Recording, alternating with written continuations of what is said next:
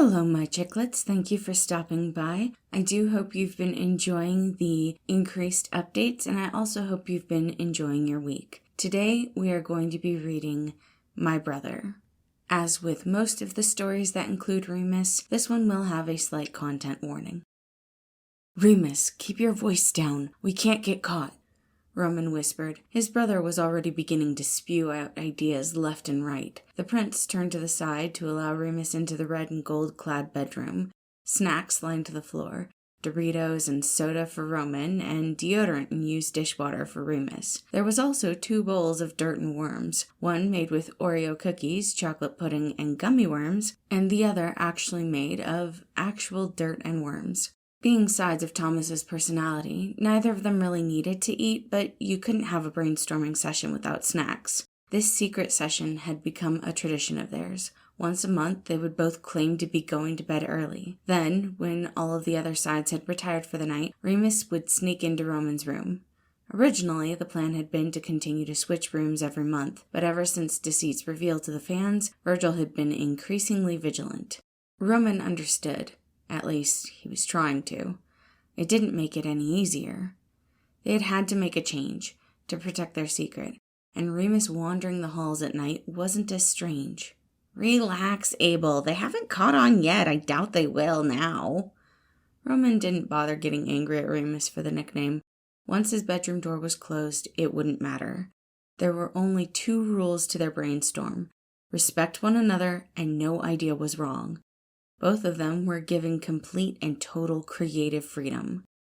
I've been thinking about this all day. Remus dug a bunch of green paper scraps out of his pockets and threw them into the bucket in the middle of the room. Each idea was written down, allowing them to become real and permanent. It was thrown into the bucket, tossed aside so that new ideas could form. Roman had taken it upon himself to sort through the ideas the next day. He liked shaping the usable ideas and trying to modify the ones that were too dark or chaotic. None of the other sides realized it, but his brother had always been a part of the creative process. What did you come up with, Remus? Or shall I be surprised later?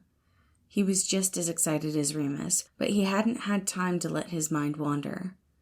As Thomas's main creativity, he had a job to do. Well, first, I was thinking of a video where Thomas fakes his own death to see what his friends and family really think about him. But maybe that isn't a big enough reaction, so what if we self-immolate on camera? Maybe to something catchy like Pink's Funhouse? But I got distracted by the thought of clowns, so I threw that in and thought we could go into a haunted house with only a trench coat. Remus began to explain his ideas for a series of music videos. They were sexually crude and not something Patton would ever agree to, but there was something useful. Maybe following through on Remus's plan wasn't a great idea, but fans seemed to enjoy watching Thomas play horror video games. A trip to a haunted house could be just as entertaining. Roman wrote it down and threw his first idea into the bucket. Remus was, expectedly, still rambling. As he did, Roman added more ideas to the bucket. They continued at this for hours. Roman loved the time he got to spend with his brother, and so did Remus. The more chaotic looked forward to the opportunity to be his brother's equal. There was no fake fight they had to keep up. Roman never called his ideas stupid or impractical. Even when Remus had taken it too far, Roman never complained. In high school, Remus had intentionally tried to push Roman into breaking the rules. He had suggested killing the other sides and feeding them to Patton before killing Patton as well. Remus had been terrified that, with the separation of the 2 side types, he and Roman were going to end up hating each other. If they were destined to hate each other, he wanted it on his terms. Roman hadn't snapped. The mild disgust had flickered on his face for a brief moment. It was so brief that Remus had almost missed it, but Roman smiled. He applauded Remus on how well thought out the plan was. Roman provided him with encouragement for more ideas. After that, Remus didn't try to break the rules they had set again. High school had been hard on all of them. They had all been insecure, but with that one interaction, Remus had hope. No matter what, no matter how Thomas developed, as long as he had Roman, he would be okay. At the end of their night, Remus launched himself at Roman and hugged him, as long as they had each other. Watch out, brother. Over half the bucket is mine. You're losing your touch. He grinned maniacally before sauntering out of the room, leaving a speechless Roman. Remus hadn't meant to actually worry Roman. It had only been meant as teasing. But he was right. The red in the bucket was easily being drowned out by green. Maybe it was just because Roman was tired, or maybe it was because he was losing his touch just like Remus had said. A yawn left Roman's lips. There was no time to think about that now. He had a planning meeting in the morning with the other sides. He wasn't prepared. Roman grabbed the bucket and dragged it over to his work area, looking at the clock. They had already passed the witching hour. He probably wouldn't be sleeping tonight. Logan would be so disappointed if he found out, but Roman couldn't afford to sleep when there were ideas to process. He sat down and pulled out the first paper. Jumping out of a plane. Well, they could try to do skydiving as a part of Awkward Adventure series, or something similar, but more educational. Roman thought about it before typing something down on his computer, tossing the paper into another bucket under the desk. This bucket was a bit more ornate and served a different purpose. Roman didn't think Remus knew, but ever since they started these late-night brainstorming sessions, Roman had kept every single idea. He took inspiration from Rise of the Guardians and condensed the papers into memories, just like the Tooth Fairy had done with the teeth. It wasn't Disney, but how could he miss Hugh Jackman as the Easter Bunny? Roman hid these memories like a cherished secret, placing them deep within his castle in the imagination. Patton was normally in charge of memories, and for Thomas's memories, that was still true. But Roman wanted to keep these for himself, hidden from the view of others. He was expected to hate his brother, a dark opposite for everything he was. But Roman didn't hate Remus. He never had. He continued this process of pulling out ideas, reading them, reshaping it, typing it on the computer, and then throwing it in his memory bucket. He did this for every single idea. It was a long process, but it was worth it. When he was done, he would have a long list of ideas for their next video. Trying not to let the tiredness overcome him, Roman pulled out the last two ideas. Poetically, it was their ideas for a haunted house video. Roman and Remus had gotten to talking about it later during the night. Remus still liked the idea of making the workers uncomfortable and making a reaction out of it. Patton would never approve of them being mean to the people who worked there. That didn't mean a haunted house reaction video was a bad idea. The fans had enjoyed the Q&A with the sides, so why not more one-offs? Did they always have to appear just to fix an issue? Virgil would get a kick out of being the one to scare them all. Well, all of them except Patton. Maybe Patton could work with Virgil to scare the rest of them. No, Patton would hate the idea of scaring other people. Roman sighed. This could be discussed during the meeting if it even got past Logan. Right now, he needed to finish. Roman was exhausted. Once he was done typing, he looked at the clock. 7 a.m. Logan would just now be getting up, so Roman had about 30 minutes to take a small nap. An hour if he skipped breakfast, which was more important, sleep or breakfast. He had plenty of snacks last night. Sleep was more important. Roman threw himself onto his bed, setting an alarm on his phone for 8, and without any resistance, his body relaxed. Before he even realized he was asleep, his alarm was going off. Today was definitely going to require another nap. Regretfully rolling out of bed, Roman felt the heaviness flood into his bones. It took more effort than normal just to conjure up copies of his idea binder. Trying to change into fresh clothes was worse. He could almost hear Logan yelling about how his outfit was not a practical sleeping garment. Roman shuddered at the idea of doing his makeup today, but he would need to keep up appearances of a perfect prince. He didn't wear makeup on a regular basis, but he found if he wore it just often enough for it to be normal, people wouldn't question it when he needed to wear it to hide the bags under his eyes. "You are a strong and confident Prince Roman," he thought to himself as he smiled at his reflection. He forced his shoulders back and stood with perfect posture. What time was it? 8:25, 5 minutes to get downstairs. Practically perfect in every way. If he could just get through this meeting, he could crawl back into bed. Roman held on to that thought as Logan talked about things none of them really cared about. The efficiency of a plan well done, the statistics of the most viewed videos. If Roman had been more awake, he might have tried to rush Logan along. Unfortunately, all of his energy was tied up in acting like he wasn't tired. How did Virgil survive like this? "Roman, this is very much unlike you," Logan stated, attempting to be accepting of Roman's ideas. The comment seemed to wake Roman up a little bit. What had he done wrong this time? You are normally more careful with your ideas. Logan looked over to the tired side. His eyes shone in a way that they always did when he had a theory. Roman didn't understand what was going through Logan's head, but it probably wasn't good for him. The logical side pushed up his glasses. Ah, I see. He turned and looked at Deceit, who was also at the table for their planning session. Deceit, might I ask you to summon Remus? I believe that some of these ideas may be his brand of creativity and not Roman's. Deceit raised an eyebrow. He had fought fairly hard to be accepted into these sessions. It was frustrating having to sit and keep quiet like a trained dog. Now Logan was even telling him to fetch. Normally he would argue, but he was trying to behave. Gaining Virgil and Patton's trust was not an easy matter. He summoned Remus without question. The Duke looked absolutely surprised. Oh, Deceit! Are we finally going to kill the others? He cooed. I have a stack of plans for just how to do it. He rolled his eyes. Yes, because if that were my plan, he emphasized the if, I would completely summon you in front of them. It's not like you have a propensity for mouthing off. Deceit pretended to look at his nails despite still wearing gloves.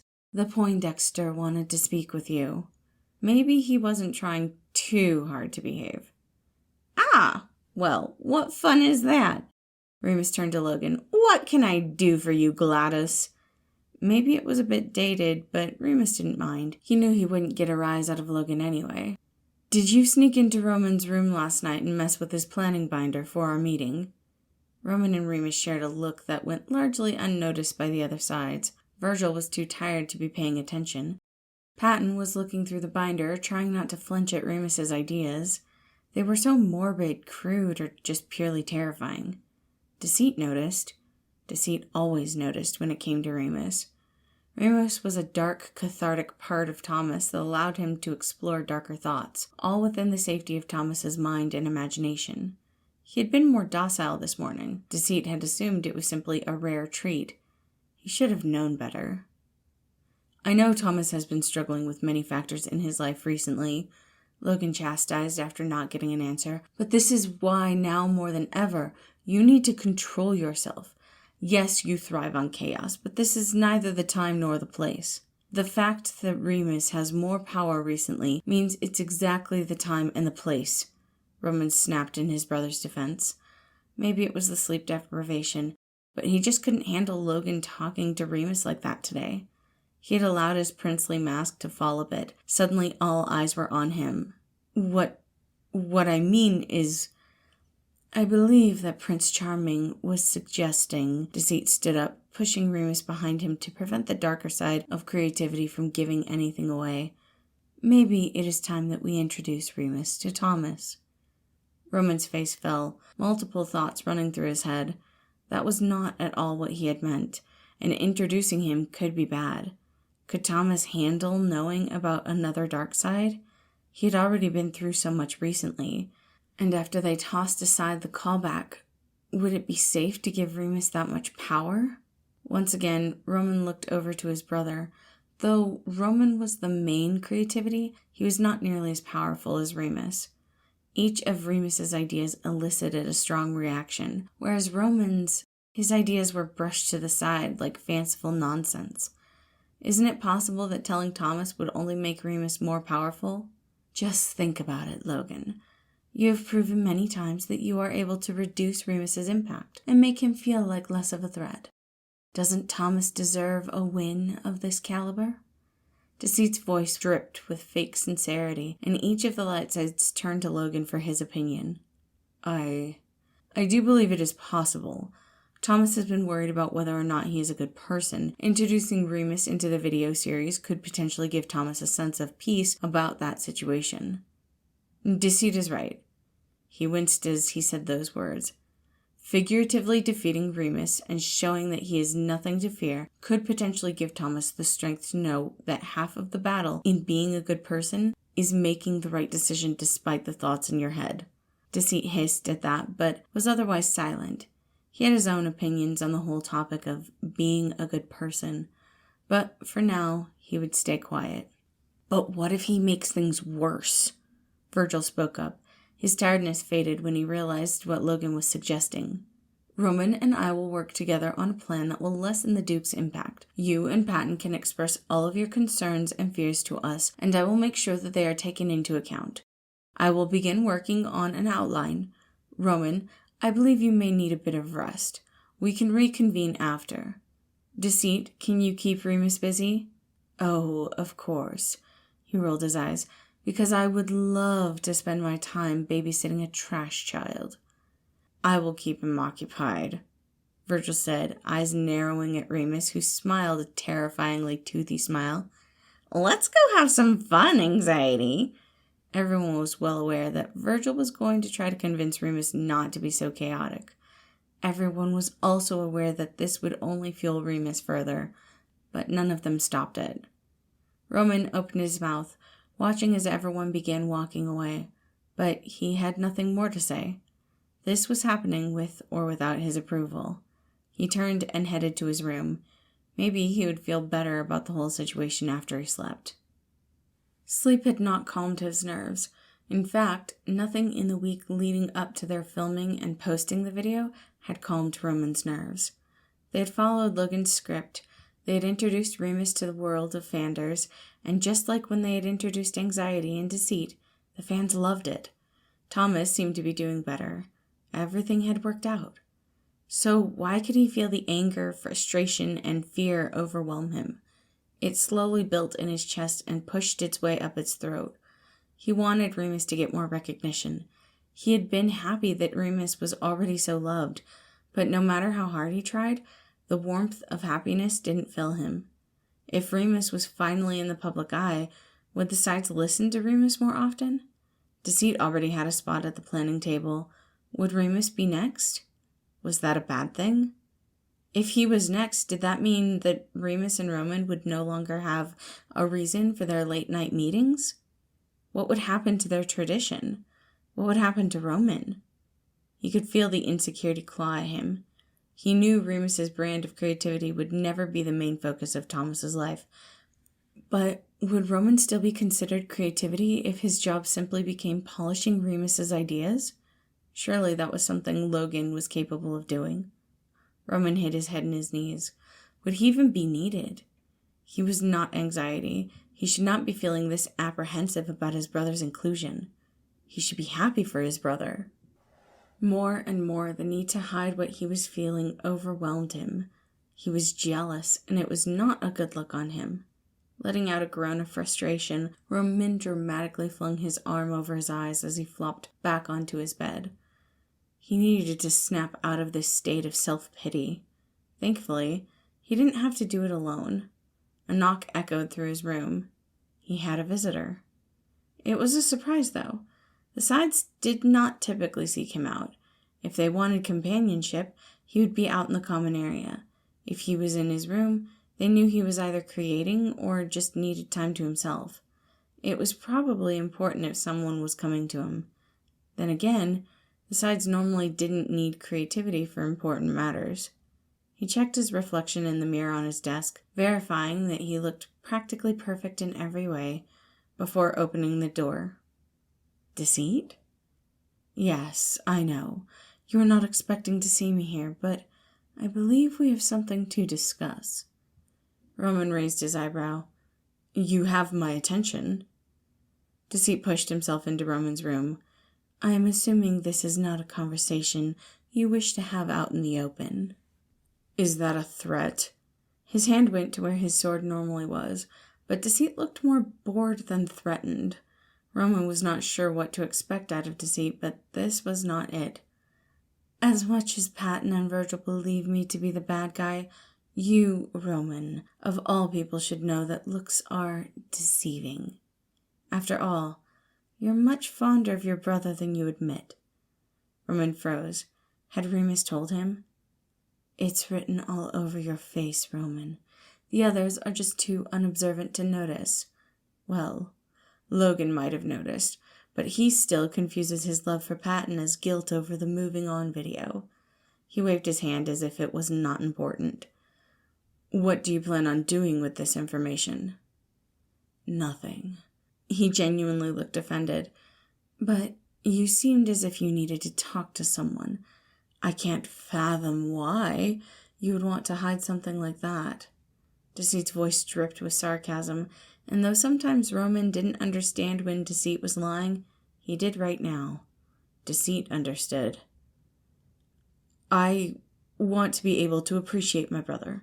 He is the Brothers Grimm to my Hans Christian Andersen, both valid and creative in their own right, but a beautiful reflection of their opposites.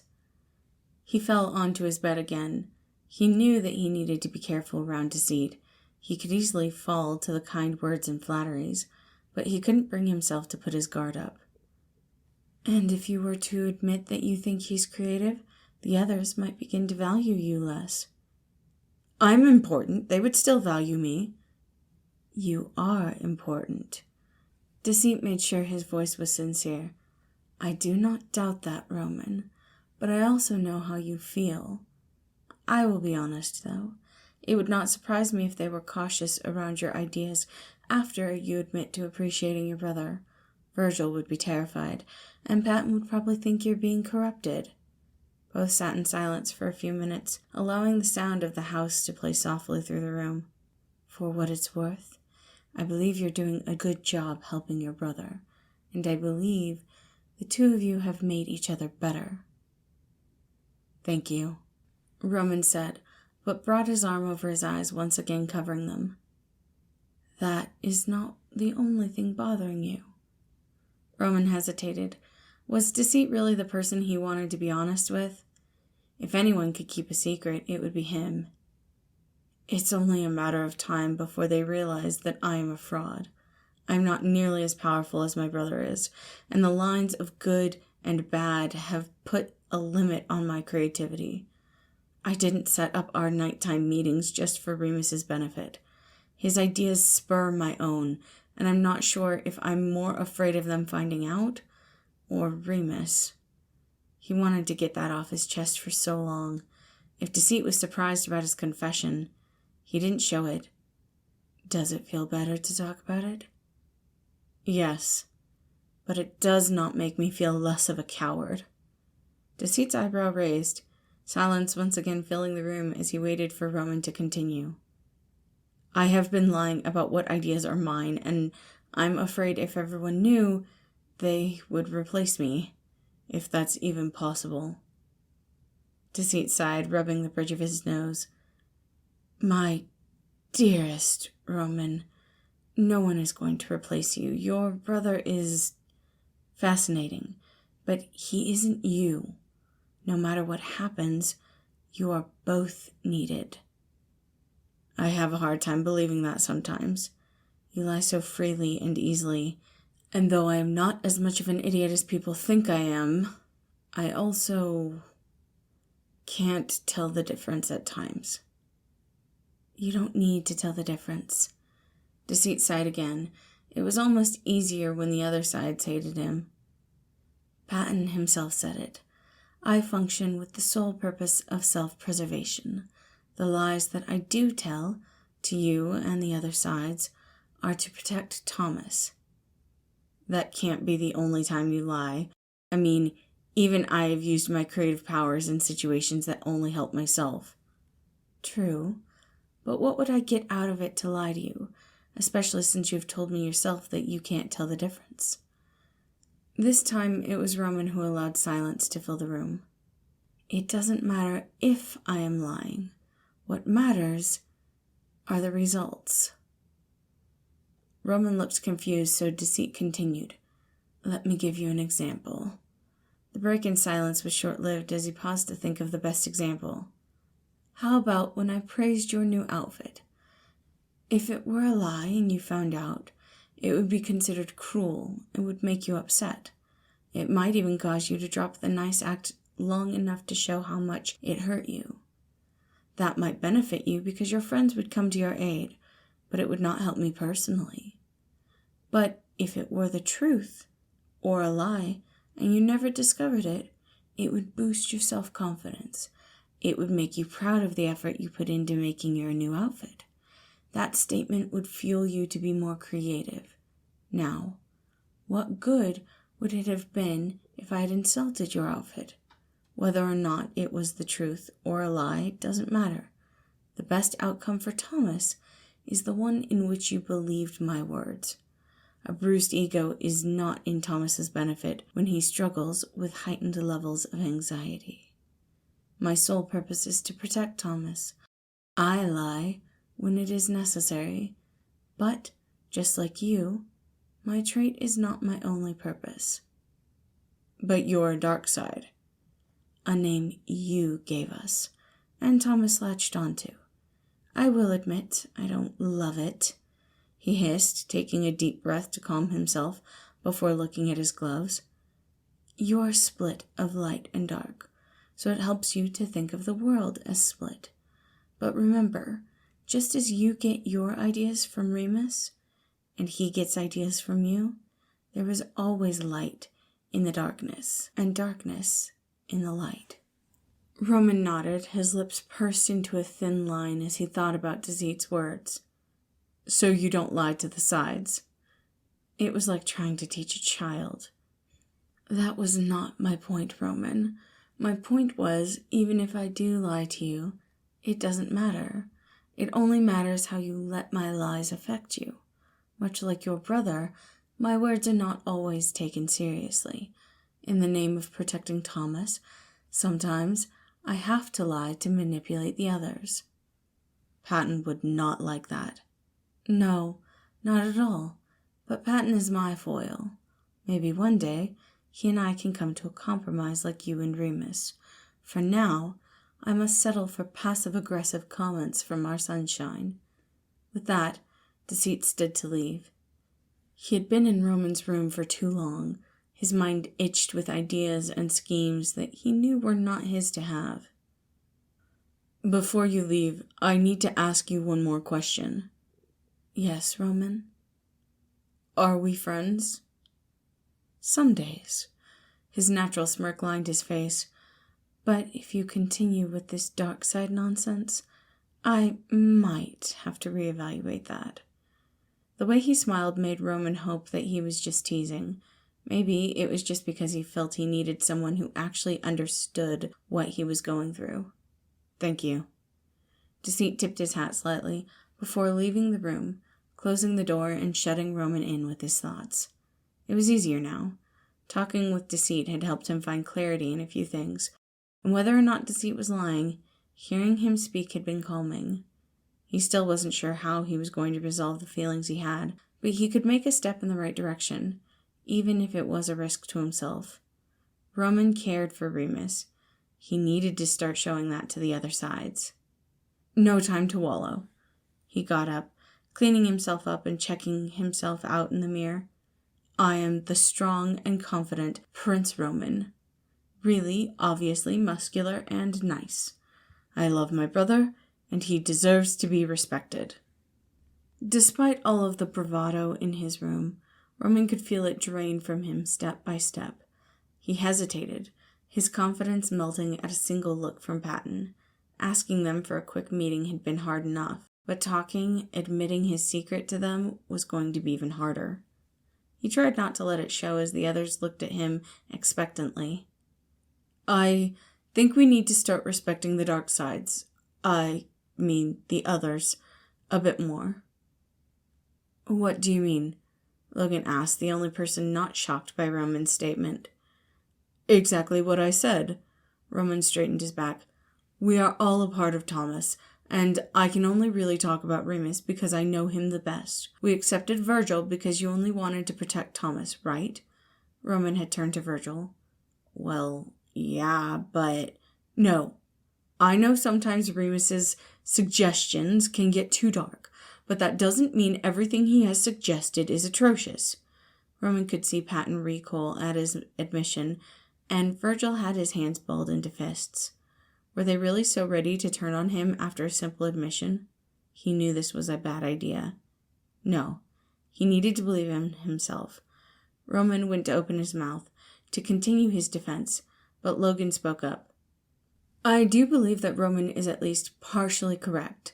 He pushed up his glasses despite them being perfectly affixed to his face.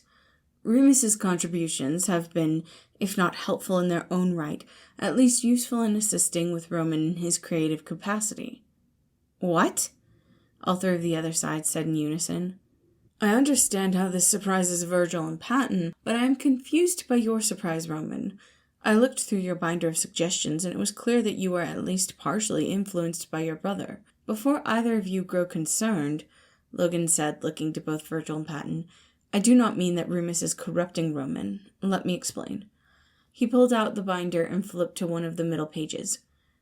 Chasing Joan out of a plane mid-flight in no way sounds like an idea that Roman would suggest. However, just below that idea was Awkward Adventures Zero-Gravity Plane Rides.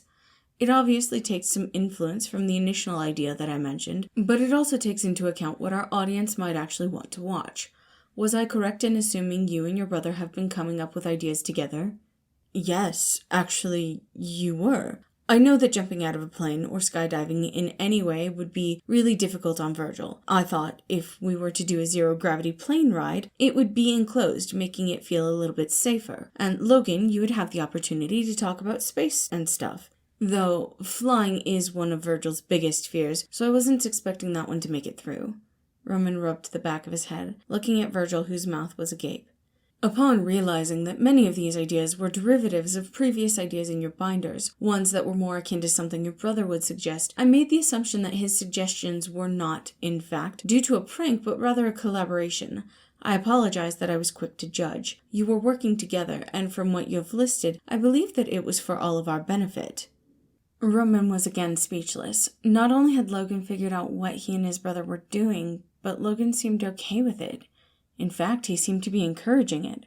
Something in Roman's chest felt warm and light, a burden of secrecy and judgment finally being lifted. He didn't realize how much this secret had been weighing on him. He didn't know he was crying until the concern briefly flashed through Logan's eyes. Did I say something inappropriate to cause this lacrimation? Logan's voice was a bit panicked, and though Roman didn't know what lacrimation meant, he assumed it had to do with the wetness of his face. No, sorry, Logan, it's not negative. He quickly wiped the tears away. This is a relief. He turned to Patton and Virgil. I know you don't approve. My brother is chaotic and at times a menace, but he is my brother, and he is a part of Thomas. Virgil closed his mouth, then opened it, then closed it again. He didn't know what to say. You took one of his ideas and modified it, trying to take our preferences into account? Virgil seemed surprised. Well, yeah. I meant what I said. You make us better, Virgil. And if you are willing to work as a team, I need to as well. Roman! Patton's voice was soft and gentle as he hugged Roman. We never wanted you to feel like you had to hide something from us, especially something like this. I know you would never intentionally hurt any of us, Padre, and I know Remus can be frightening, but he is honestly so creative. It comes out of him like vomit. Though not his preferred metaphor, it was the best one to describe Remus. He just needs someone to help him direct it. Well, if you can forgive us, we can try to be more accepting. Patton was hesitant as he pulled away, both of his hands resting on Roman's shoulders. The struggle in his eyes was obvious, but his smile was genuine. I don't know about this. If we give Remus more of a foothold in this process, won't we just be hurting Thomas? Virgil asked, still nervous about all of this. No, I don't believe so, Logan said softly. Patton will still be there to make sure we are staying moral, and you will be there to warn us of potential dangers. Allowing Remus a foothold, as you called it, in the creative process is simply using creativity as a whole to its greatest lengths. Virgil looked at each of them individually. I don't like this, but we can give it a shot. I'll be watching him, though Sir sings a lot. I wouldn't expect anything less. Roman looked at all of them. He felt happy and relaxed after getting all of that off of his chest. I'm going to go tell Remus. For a second, Patton could almost see the young Roman, carefree and completely believing that everything in this world would work out in his favor. There were a lot of uncertainties in the future, but everything would be all right if they all worked together. Thank you all for listening. Again, this story was called My Brother. I wrote it just after Dealing with Intrusive Thoughts had come out, so characterizations are a little bit off, but I still think it was really good, and I hope you all enjoyed it. I also hope you have a wonderful day.